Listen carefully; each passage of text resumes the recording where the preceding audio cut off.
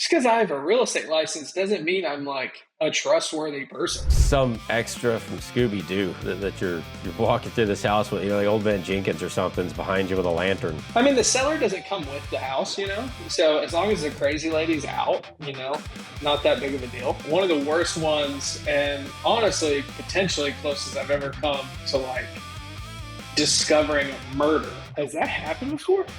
Absolutely not. What's up? I'm Matt. This is No Fundin Way, and today I am pleased to have in front of me Mr. Clinton Mullen. He is the dog over at Zach Taylor Real Estate in Murfreesboro. Clint, can you just take a second to introduce everybody to yourself and tell us what the dog is? Yeah, for sure. So DOG stands for Director of Growth. My background is in marketing promotions. My degree from MTSU, that beautiful, expensive piece of paper that I've never hung and I paid for some reason. I've been in real estate for 9 years, been in the housing industry since I was born, pretty much. And I don't take myself or life very serious. And I think that's the only reason I'm still in real estate. I understand. Yeah. If you took it too seriously, we would all jump off the nearest bridge. Yeah, for sure. 100%. Yeah, and your degree would probably look pretty good right there next to your. Is that a antler rack up there behind you? It is, yeah. So that was one of my dad's deer, and I plan on. I had it hung with those in those holes, and then I realized I'm too ADHD, and that's too low, and I'm probably going to kill myself. So I hung it a little higher. And I'm actually going to do a sign underneath it that says "Buck Up" and Job 38:8, which is where God basically tells Job to be a man. It says, "Gird your loins like a man," and so. Dude, I love that. What? Job's one of those books that, like, when you're reading it, you're like, "This is awful. Why did this get put here?" But one of the things that I learned from it, in a sense, was that we get a sense of humor from God, because he's kind of sarcastic the entire time. For sure. For sure. Yeah. I love it, man. I mean, God's humor is like all through it. Like one of my favorite scriptures is when God tells Abraham that they're going to have Isaac. It says that Sarah laughs within herself, and God's like, "Why'd you laugh?" She's like, "I didn't laugh." And he's like, "Yeah, you did." And I think that's so freaking funny, man. Like, yeah. Oh, yeah, absolutely. For sure. Well, along those lines, like, obviously in real estate, this is not one of those normal jobs where you get to see the same thing every day. Like, what? Just hit us with the 2 or 3 craziest stories that you've ever dealt with so far in your decade in real estate. For sure. Most of them, like when it comes to being under contract, I haven't experienced, I've experienced crazy off the wall things, but nothing that's like nuts. Most of mine are during showings. And, one, for instance, I was doing a video walkthrough for an out-of-state client, and I walk in, all the light bulbs are like super dim. And it just felt weird in the house. And this is this tiny little 1,500 square foot house in the middle of some woods. And I'm there by myself. Go through the whole thing. I'm like, that was weird. And I'm like locking it up. I'm like, thank God I'm done with that. And a Maine Coon cat jumps off the roof right behind me, and I almost crapped my pants. I'm like, golly, I'm already sketched out a little bit by this house I carry. So I'm like, ready, and I'm like, well, almost killed this person's pet, so that's fantastic. That was fun. Fun. How big was that thing, man? Like, look like dude, bobcat coming out at you? Massive, dude. I legit thought it was like a bobcat or something, and until I turned around, but yeah, Maine Coons are huge, dude. And it scared the crap out of me. Out of me. Yeah. If you're listening to this thing, like Tennessee, that's one of the great joys of Tennessee is bobcats out in the woods, and they're not the friendly kind. They're not at all. No. So I could imagine that. No, they do not like people. Yeah. In the least. Yeah. They're terrifying. So did your client wind up buying the dimly lit cat house or? No? No, pretty much all of my my showing stories that are negative ended us walking away. Did it? Yeah, What was it that did I them got a in? story out of it. You gotcha. What was it that did them in on that one? Just the weird atmosphere altogether? Or? Yeah, just a weird atmosphere altogether. It's one of those like older floor plans where it's chopped up, which is fine, but they hadn't like added any lighting or anything. It was like mostly lamps, and it's like I don't really feel like having to install lights and do lamps and all that. And then just the general atmosphere of the house, like even the video, I mean, was poorly lit. I'm doing the best I can. I've got flash on, and it looks like an episode of Cops because I've got my flashlight on my phone doing like a walkthrough of this dimly lit house. And yeah, it's just there were several boxes against that one for sure. Yeah, man. I've been in a lot of those houses where for some reason, I don't know what they were thinking, but they just had an aversion to overhead lights for like the entire 70s era for some reason. Yeah, 100%. My parents' old house started that way, and my dad's an electrician and corrected that. But Nice. it's just weird. It's like in a cave everywhere you go in a house. 100%. Everybody woke up with the sun and went to sleep with the sun, apparently, up until like 1975. Yeah, it's weird.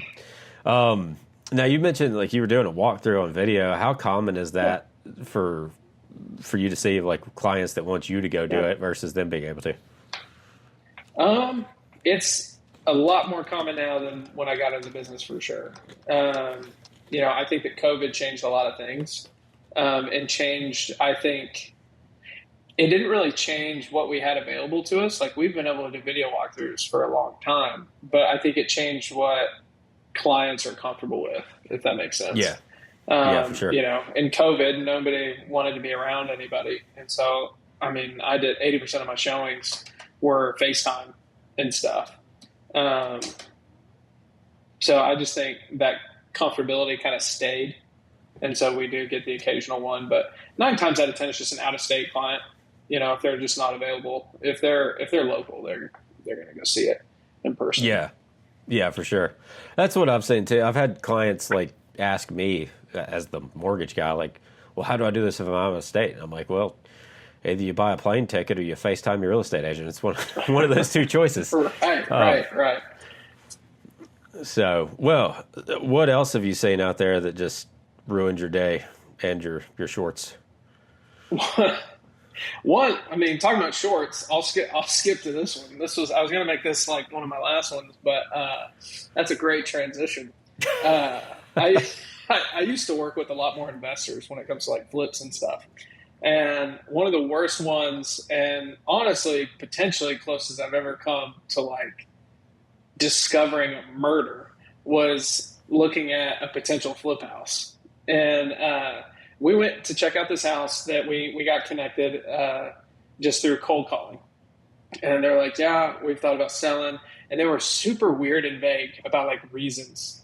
And it was just like, we just want to leave. And I was like, okay. We get there, and it's this like probably 70, 75-year-old man with a real rough voice, just kind of a rough guy in general. And the whole house just has these weird vibes. And it's, again, kind of poorly lit. And he's not answering any question directly. And again, I'm carrying, thank God. And the whole house smells kind of damp. And which seems irrelevant, but bear with me. And so then he takes us down into the basement. And like typically, if a seller's showing us the house, they're like leading. They're like, here, come on down. And then they would go down the stairs. We went down the stairs first. And then he closed the door to the stairs. And we're like, that's weird. And we go down. The basement is like a mostly unfinished concrete block basement. Kind of damp, like even more damp smelling. There's a door that, I kid you not, has like 5 industrial locks on it. And we're like, are we allowed to look in this? Is this like a storm shelter? And he goes, it doesn't matter what's in there. Don't ask me again. And we looked at each other like, okay, well, I think we've seen everything we need to see. And he's like, well, come back and look at this other back room. We're like, we're good. And he's like, no, come on. We're like, all right. And we made him lead the way. Yeah. Like, ain't no way I'm walking in there first. And it was just a room that he had finished very poorly. And was like, yeah, it looks great. You know, that crooked drywall is awesome. All right, have a great day. And we bailed. We were like, we'll be in touch, and never called the dude again. And I'm like, that dude, if he doesn't have bodies in that room, freakishly surprised. Yeah. Freakishly surprised.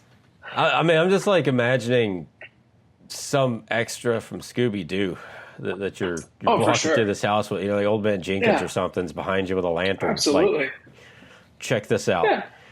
I mean, I guess at least that one room was just, right.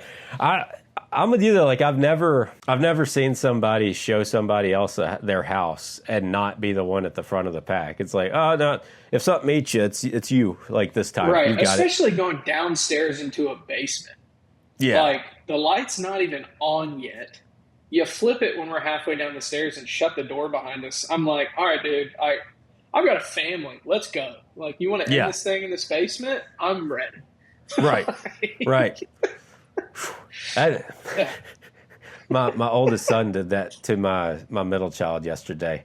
He went to the bathroom, and as soon as he saw him in there, he flipped the light, slammed the door, and locked it on him. Brothers, man, it's the best. It was awesome. I loved watching it. Nana messed it up. She didn't know what was up. She didn't realize that we were having a good time. And to be fair, it probably saved the bathroom because he would have not aimed in the light, much less aiming in the dark. But I heard that. Anyway. I heard that. So, I mean, as far as that creepo, we'll call it a storm shelter, possibly a murder room. You said you were cold calling. Like, was that just off of just expired listings list or something like that? Did he kill his last real estate agent? What happened there? It was straight up circle prospecting. Just Gotcha. Just pulling seller numbers from a map, and then calling through them and Gotcha. setting appointments. Pretty straightforward. I tend to, a lot of circle prospectors, they call kind of too, how do I put it? They're a little too demanding. Like my approach for circle prospecting was always, you know, I'm calling on behalf of somebody. You know, get mad at them, don't get mad at me. Kind of situation. And calling on, you know, behalf of an investor I have. He's thought about looking at doing some flips. Just curious if you know, thought about buying or selling a home, or selling your current home and going from there. But yeah, fun stuff, man. Sitting down on the phone for hours. You know, from what I just heard, everybody that's a real estate agent watching this, next time you're calling, just call on behalf of Clinton Mullen. There you go. And that way they can be mad at him instead of you. I've been cussed out plenty. I'm perfectly fine getting cussed out on behalf of your listeners, for sure. Oh, man. There's that scene in Inglourious Bastards that's like my motto for life. It's like where Brad Pitt's like, killed? No. Chewed out? Maybe. But I've been chewed out before. 100%. Yeah. I mean, spot on. I mean, if you're not being cussed out occasionally in this business, how much business are you doing? Right. Yeah. It's going to happen every now and again. I told some of my teammates before, like, listen, if they do that, they probably needed their mom to hug them a little bit more growing up. Like it's not nice. It's unkind. Somebody's been mean to them. Right. You're not mad at me. You're mad at your dad. Call him. Right. Yeah. Yeah. So I'm like, whatever. And it's like a 1 in 100 thing too. But did you ever go back and see, like, just out of raw curiosity, if that house ever got listed and which real estate agent had the brass cojones to make that happen? No, I didn't. We just looked the other way and kept moving forward. I don't think we ever followed up on that house at all. That's fair. You don't want to be Googling that too much, and then hopefully part of that an agent's not in investigation. that room. Yeah. Like I hope and pray they're not. Could be the OG agent with their pleated pants and Aquanet from back in the day. I mean, yeah, 100%, with their 1978 photo that they haven't updated with half a bottle of hairspray and shoulder pads. It's a good look. Yeah, I could definitely see them walking down the stairs comfortably the first time. Oh, this is fine. Been here, done that. It's like, all right, Judith. Like, that's fine. You enjoy that listing. For real. So you alluded that you had a couple of other things that have happened to you too. Like, where else do you want to go in the conversation today? I would say like a crazy thing that has happened to me, not directly, but with an agent. What I like about this too is it's like a good lesson for agents, and for people involved in real estate. If you're ever going to be a buyer, it's a crazy thing, but it's a good lesson. So I was mentoring an agent a few years back, and when you're buying a home, if you don't know, you do a final walkthrough. And I've always said, do your final walkthrough as close to closing as you possibly can, because you just don't know what's going to happen. Well, this was new construction. The agent was like, Clint, they can't see the house, but later than like 2 days before. It was like they were closing at like 9 a.m. on like a Friday, and let's say they wanted to do their final walk like Wednesday night. And I was like, it's new construction, it's a little less risky. It's up to y'all. Like, you can go for it, but I'd recommend trying to go the morning of closing. Well, they didn't. And they closed. And the HVAC unit got stolen. Stolen? Not a doorbell, not like some copper. The HVAC unit was gone. They had video of it running at the walkthrough. They saw it. So in less than 48 hours, somebody stole that HVAC unit. And technically speaking, that builder didn't have to do anything based on the contract. It was like, we signed off, we signed off, everything was good. For all we know, y'all stole it. And the builder ended up being amazing. They ended up replacing the HVAC unit within like 3 days, and it worked out great. Didn't have to. It could have been an absolute nightmare scenario where all of a sudden, they're filing a police report and they've got to buy some new HVAC unit. But they ended up only living in the house for like 6 months because they couldn't get it out of their head. Like, someone stole our HVAC unit before we closed, and we thought we were going to live in a safe neighborhood. And I was like, it'd be tough to get that out of your mind. Like, a major part of my home was taken. Right. One that you can't just it wasn't a jewelry box or a family heirloom gun. It was. Right. It took 2 or 3 dudes to go move that thing. 100%. They had a crew. Yeah. This isn't a let me run to Lowe's, honey, situation. Yeah, right. And I guess none of the neighbors thought to be like, hey, they just put that there. Why are they taking it away? I should go ask them questions. Right. I mean, it just goes to show how big our blinders are. Nowadays. And it was like, it's none of my business. They're probably fixing it, That's fair. I mean, if the thief had like a white van, you'd just think it was another HVAC company up there working. Right. 100%. I mean, so do your walkthrough the morning of closing. Yeah. Walk around it too. Make sure the HVAC's still outside. Yeah. Exactly. But that was nuts, man. He called me and I'm like, that's hilarious, dude. He's like, no, like I'm dead serious. And I was like, what do you want me to do about it? Yeah, right. Like, here's some advice. This is, call these people. I'm like, call the builder and pray. I mean, That's essentially all you can do at this point. and they did. I mean, yeah, it worked out, but golly, man, yeah, it was wild. Was it like one of the local builders that was cool like that, or was it one of the bigger nationals? It was a local builder. Okay, that makes sense. And it was a few years ago, but it was right before the massive increase in wood costs, and I have a feeling that they had like a crazy profit margin, and they were like, "Dude, just here's $6,000, go knock it out. Let's not worry about this." Yeah, sure. But yeah, they were cool about it. That is pretty impressive because I've seen contracts in the past where one in particular, it's still ambiguous as to who did it, but somebody turned on the ice maker in the freezer in the house. Okay. And then the power got turned off in the house. So right after it filled up with ice, it got it melted and screwed up cabinets in the kitchen. And so that was a big to do that I didn't have to deal with it.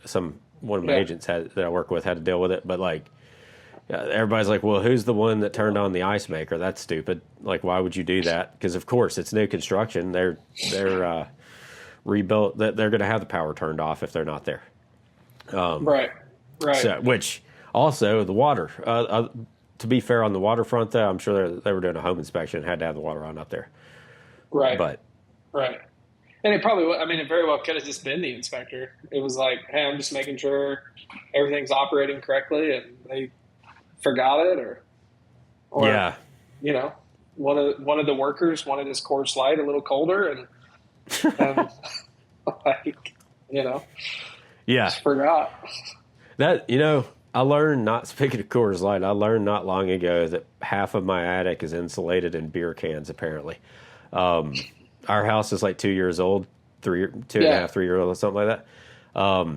We had an incident where one of my kids decided to flood the bathroom, so I had to get in the attic and like sweep insulation around to dry things out. Right, as I was sweeping it, man, like there was a lot of beer cans up in that attic. It was ridiculous.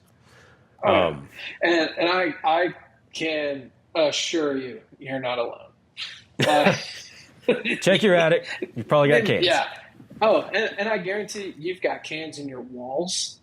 You've got cans in your crawl space. Like that's one of the reasons I tell people, like when you're building a house too, like go multiple times, like multiple stages. Don't just go look at it a couple times. Because like the amount of times I've texted the agent or the builder, if I'm working with them directly, and been like, hey, y'all need to do a trash run through, because dude, workers will they're like, oh, done with this Mountain Dew, toss it behind the drywall. Like,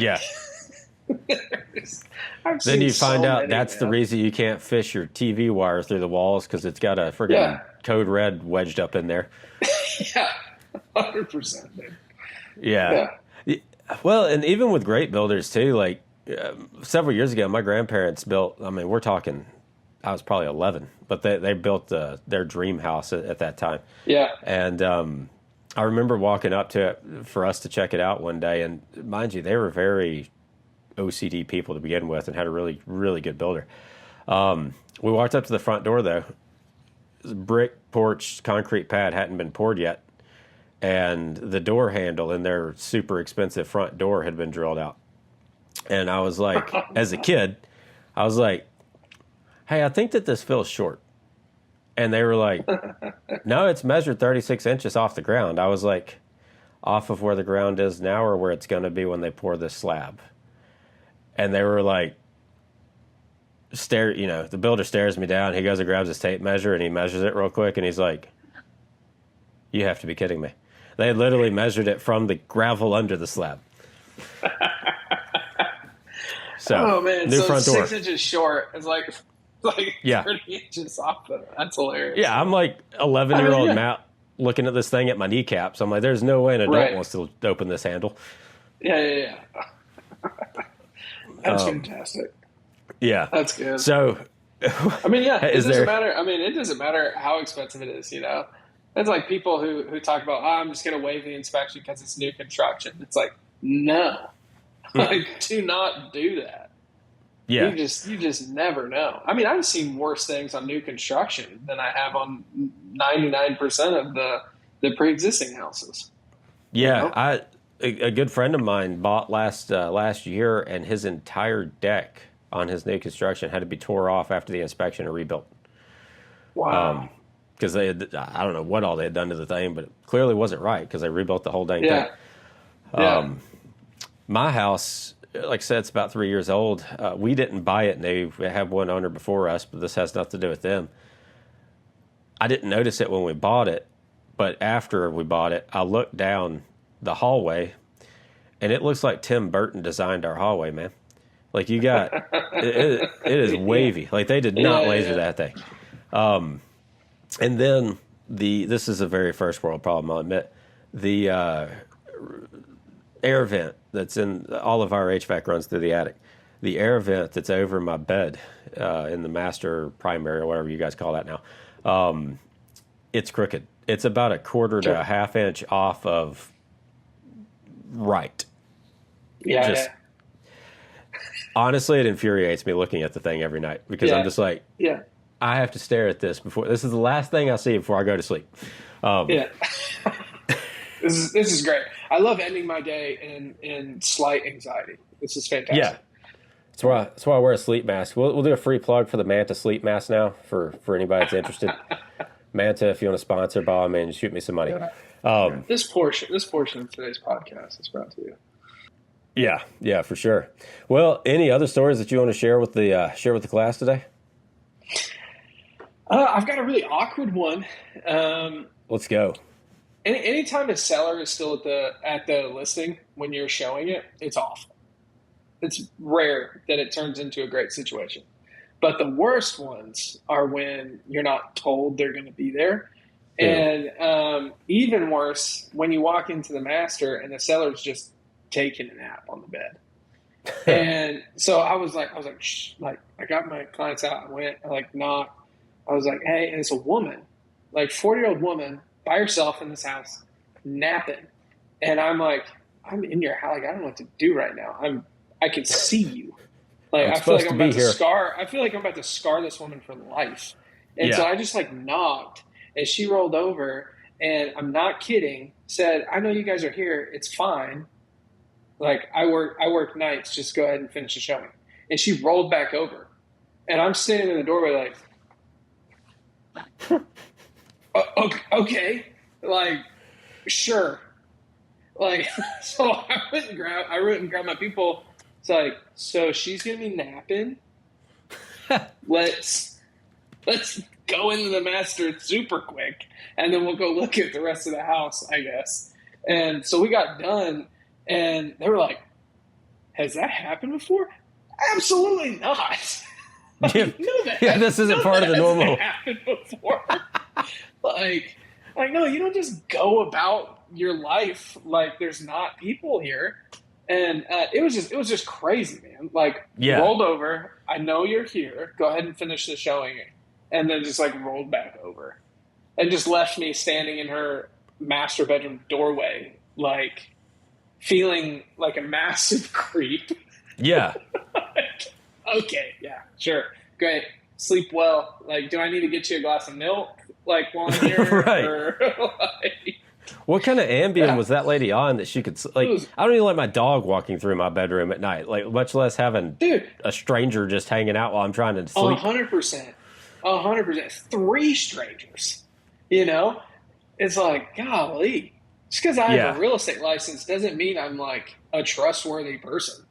I think you and I both know that ain't true. Seen a few of those. Right. Seen a few of those.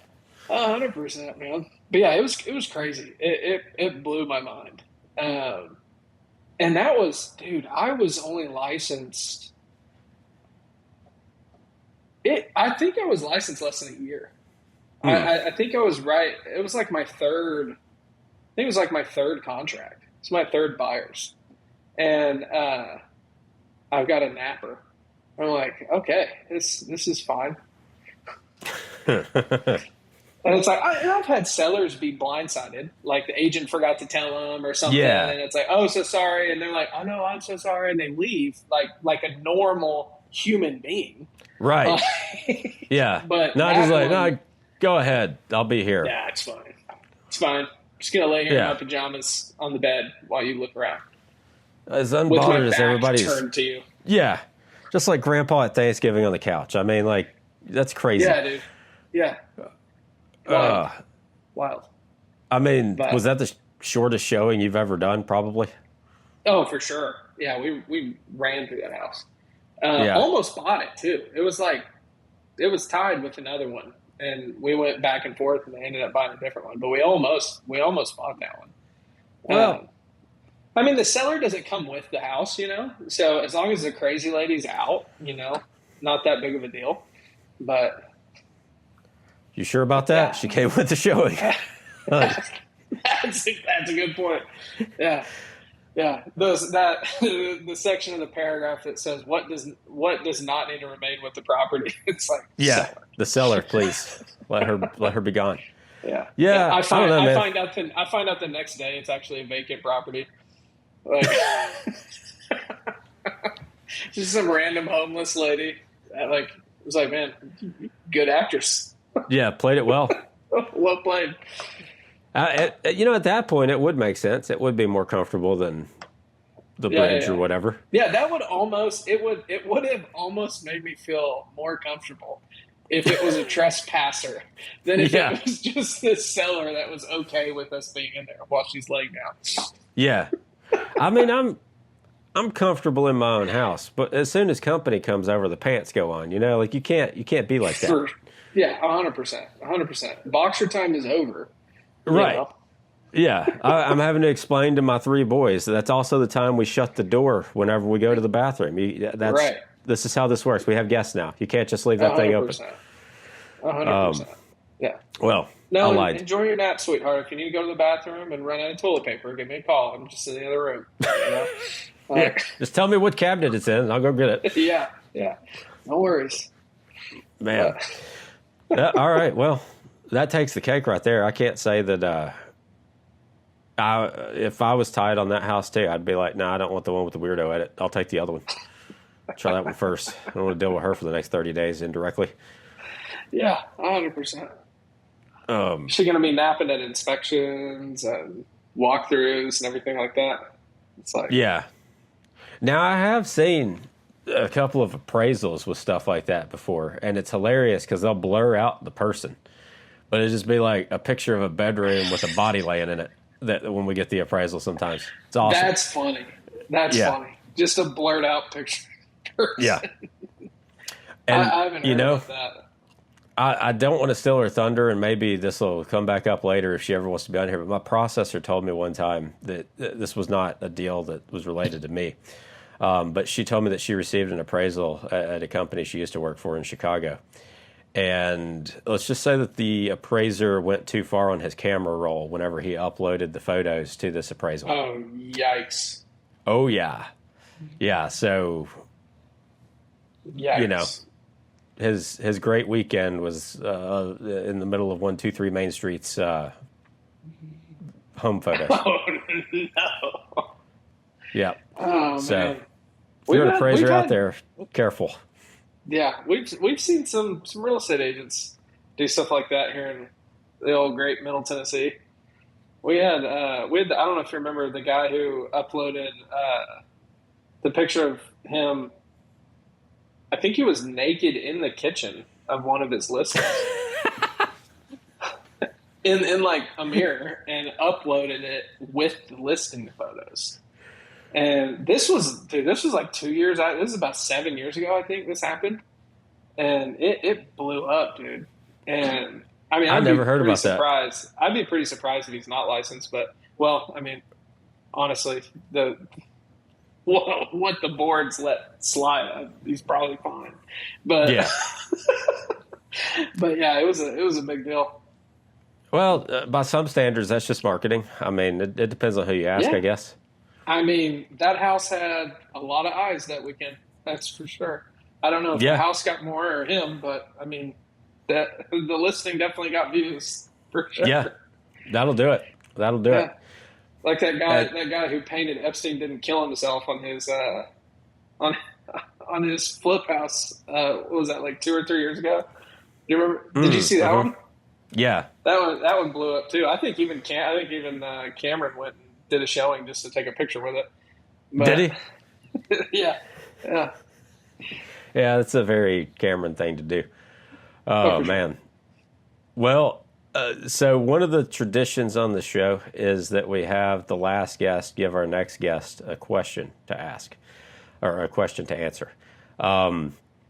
With that, the last person that was on here told me to ask you, what is it that made you become a real estate agent and why? Right on. That is a deeper question. I